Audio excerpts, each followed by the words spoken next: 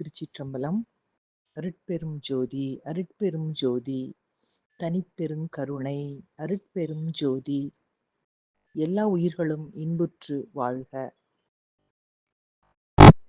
நாம் நம் வாழ்க்கையில் நம்முடைய குறைகளை கண்டு திருத்திக் கொண்டு வாழும் பொழுதே வாழ்க்கை மேன்மை அடையும். பிறர் குற்றங்களை பேசுவதாலோ, பிறரிடம் தவறு கண்டுபிடிப்பதாலோ, அல்லது சூழ்நிலைகள் நன்றாக இல்லை என்று குற்றம் சுமத்துவதாலோ நமது வாழ்க்கை மேன்மை அடையவே அடையாது.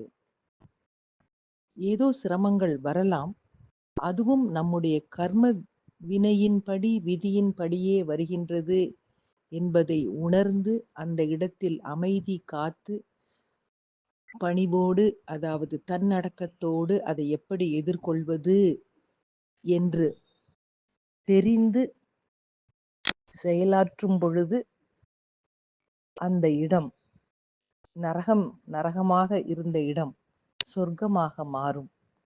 அதற்கான நேரத்திற்காக, அதற்கான நேரம் வரும் வரை நாம் காத்திருக்க வேண்டுமே தவிர, உடனே நமக்கு எதுவும் கிடைக்கவில்லையே என்று ஆதங்கப்படுவதோ ஆத்திரப்படுவதோ சரியானது அல்ல.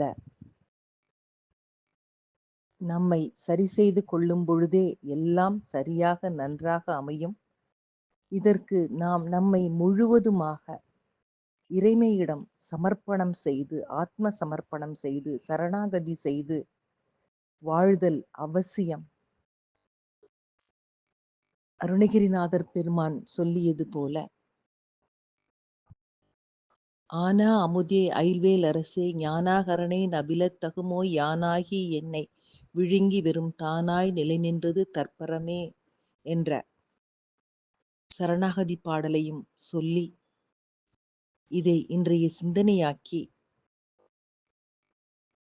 மகிழ்ந்து காலை வணக்கம் சொல்வது உங்கள் அழகம்மை சுவாமிநாதன்.